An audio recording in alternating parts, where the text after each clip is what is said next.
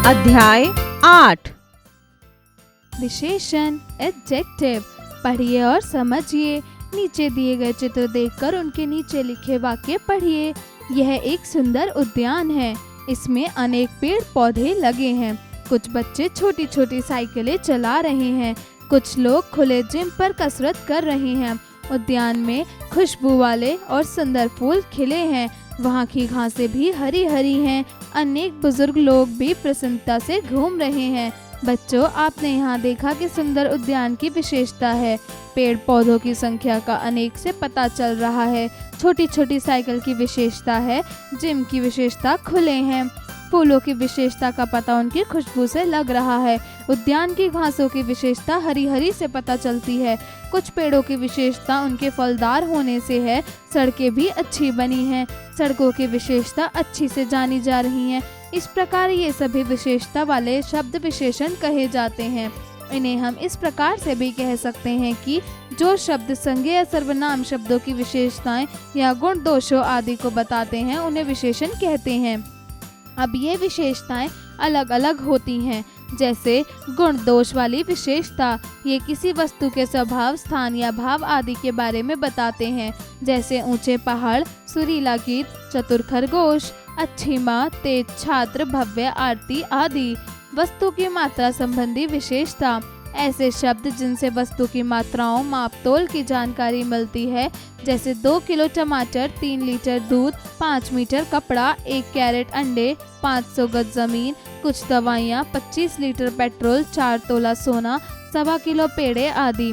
संज्ञा से पहले विशेषता, कुछ शब्द संज्ञा से पहले आकर उसकी विशेषता बताने लगते हैं। जैसे उसका घर, यह विद्यालय, वे वृक्ष, वे लड़की, कोई छात्र, मेरा घर आदि। अब आइए विशेषण शब्दों के भेदों को जानें। विशेषण के 4 भेद होते हैं। 1 गुणवाचक विशेषण, 2 संख्यावाचक विशेषण, 3 परिमाणवाचक विशेषण, 4 सार्वनामिक विशेषण। 1 गुणवाचक विशेषण, ऐसे विशेषण अपने विशेष्य संज्ञा सर्वनाम के गुणों, रूप, रंग, आकार, गंध, स्वाद, गुण दोष आदि का बोध कराते हैं। जैसे सुंदर घर, खुशबूदार फूल, ऊंची इमारत।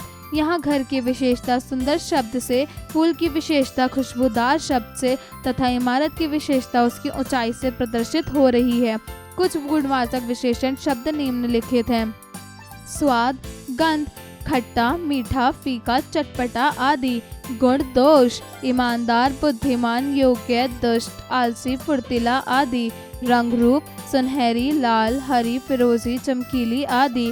दशा, अवस्था, अमीर, लंबा, गोरा, पतला, स्वस्थ, कमजोर आदि। आकार, प्रकार, गोल, चौकोर, लंबा, नाटा, छोटा, मोटा आदि। स्थान, देश, काल, भारतीय, ग्रामीण, प्राचीन, शहरी, चीनी आदि। 2 संख्यावाचक विशेषण, ऐसे विशेषण शब्द जो विशेष्य, संज्ञा या सर्वनाम की संख्या का बोध कराते हैं वे संख्यावाचक विशेषण कहलाते हैं। जैसे हमारी कक्षा में 30 छात्र हैं। गमले में 4 फूल खिले हैं।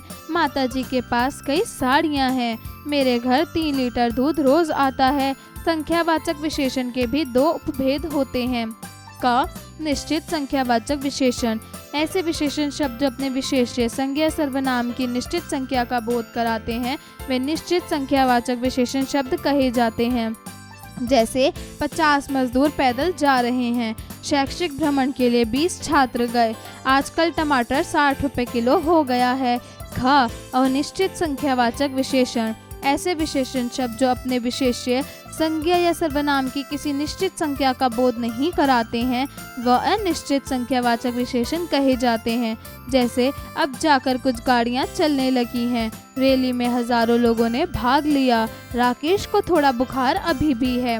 3 परिमाणवाचक विशेषण, ऐसे विशेषण शब्द जिनसे किसी वस्तु के माप तोल आदि का पता चलता है वे परिमाण मात्रावाचक विशेषण कहे जाते हैं। जैसे 2 किलो प्याज ले आओ, कुछ नमकीन खाने को दो, 3 मीटर कपड़ा कमीज के लिए लगेगा। यहाँ प्रयुक्त शब्द 2 किलो, कुछ, 3 मीटर से परिमाण, मात्रा, माप तोल का पता लग रहा है, इसलिए ये सब परिमाणवाचक विशेषण शब्द हैं। परिमाणवाचक विशेषण के भी 2 उपभेद होते हैं। क निश्चित परिमाणवाचक, ऐसे विशेषण शब्द जिनसे किसी निश्चित परिमाण मात्रा का पता चलता है वे निश्चित परिमाणवाचक विशेषण कहलाते हैं। जैसे आज मैंने 20 किलो अखबार बेचा, मेरी कार में 20 लीटर पेट्रोल भरा है, रजनी ने 3 नई साड़ियाँ खरीदी। ख अनिश्चित परिमाणवाचक विशेषण, ऐसे विशेषण शब्द जिनसे किसी निश्चित परिमाण का बोध नहीं होता उन्हें अनिश्चित परिमाणवाचक विशेषण कहा जाता है। जैसे मुझे खाने में थोड़ी दही दे देना, अधिक भोजन करने से बचना चाहिए, हमें कम चीनी का इस्तेमाल करना चाहिए। 4 सार्वनामिक विशेषण, ऐसे सर्वनाम शब्द जिनका प्रयोग संज्ञा के आगे विशेषण के रूप में किया जाता है उन्हें सार्वनामिक विशेषण कहा जाता है। इन्हें संकेतवाचक विशेषण भी कहा जाता है। जैसे यह घर संजना का है, उस विद्यालय में मेरा दाखिला हुआ है, ये तो बहुत महंगी साड़ी होगी, वह उद्यान बड़ा है। विशेषण शब्दों की रूप रचना, विशेषण शब्दों की रचना अनेक तरह से की जाती है। क संज्ञा शब्दों से संज्ञा विशेषण, लखनऊ लखनवी, रंग रंग रंगीन रंगीला, परिवार पारिवारिक, लालच लालची, झगड़ा झगड़ालू, ग्राम ग्रामीण, गुलाब गुलाबी, अमेरिका अमेरिकी, भारत भारतीय, नमक नमकीन, स्वस्थ स्वास्थ्य, अर्थ आर्थिक, धर्म धार्मिक, शहर शहरी, राष्ट्र राष्ट्रीय, पत्थर पथरीला, कंकड़ कंकरीला, भाग्य भाग्यशाली, संतोष संतोषी, धन धनी, अपमान अपमानित, पुष्प पुष्पित, नगर नागरिक, पक्ष पाक्षिक, लूट लुटेरा, नाटक नाटकीय, रोब रोबीला, चिन्ह चिन्हित। ख क्रिया शब्दों से क्रिया विशेषण, पढ़ना पढ़ाकू, खेल खिलाड़ी, लड़ना लड़ाकू, चलना चाल चालू, भागना भगौड़ा, घटना घटित, मिलना मिलनसार, रोता रोतड़ू रोवना, जिद जिद्दी, जागना जागरण, सड़ना सड़ियल, घूमना घुमक्कड़, कमाना कमाऊं, बेचना बिकाऊ, अड़ना अड़ियल, रक्षा रक्षक, खाना खाऊ खब्बू, पट पटित, क्रोध क्रोधी, करना कर्मी। ग सर्वनाम शब्दों से सर्वनाम विशेषण, कौन कौन सा, कैसा, यह ऐसा, तुम तुम्हारा, हम हमारा, मैं मेरा, कोई कैसा, वह वैसा, जो जैसा। घ अव्यय शब्दों से अव्यय विशेषण, बाहर बाहरी, आगे अगला, भीतर भीतरी, नीचे निचला। अध्यापन संकेत, छात्रों को विशेषण का व्यवहारिक ज्ञान देने के लिए उनसे कुछ वाक्य लिखने को कहें और फिर उन वाक्यों में से छात्रों से विशेषण का चयन करवाएं। आइए पुनरावृत्ति करें। 1 विशेषण, संज्ञा या सर्वनाम शब्द की विशेषता बातें विशेषता बताने वाले शब्द विशेषण कहलाते हैं। विशेषण गुणवाचक, संख्यावाचक, क निश्चित संख्या, ख अनिश्चित संख्या, परिमाणवाचक, क निश्चित परिमाण, ख अनिश्चित परिमाण। सार्वनामिक, 2 अनेक शब्दों से विशेषण बनाए जाते हैं। 3 गुणवाचक विशेषण, गुण दोष आकार प्रकार आदि को बताने वाले शब्द होते हैं। 4 विशेषण शब्दों की रचना अनेक शब्दों से होती है। अभ्यास कार्य, मौखिक कार्य, स्पीकिंग स्किल्स। निम्नलिखित प्रश्नों के उत्तर बताइए। क संख्यावाचक विशेषण के कितने उपभेद हैं? संख्यावाचक विशेषण के 2 उपभेद हैं, निश्चित संख्यावाचक विशेषण, अनिश्चित संख्यावाचक विशेषण। ख विशेषण शब्द का एक उदाहरण बताइए। उदाहरण के लिए विशेषण शब्द लाल के बारे में सोचें। यह शब्द संज्ञा गुलाब के गुण या रंग को बताता है। लेखन कार्य, राइटिंग स्किल्स। प्रश्न 1, निम्नलिखित प्रश्नों के उत्तर लिखिए। क विशेषण किसे कहते हैं? जो शब्द संज्ञा सर्वनाम शब्दों की विशेषता या गुण दोषों आदि को बताते हैं उन्हें विशेषण कहते हैं। ख विशेषण कितने प्रकार के होते हैं? किसी एक की परिभाषा दीजिए। विशेषण के 4 भेद होते हैं, गुणवाचक विशेषण, संख्यावाचक विशेषण, परिमाणवाचक विशेषण, सार्वनामिक विशेषण। ग विशेषण शब्दों की रचना किस प्रकार होती है?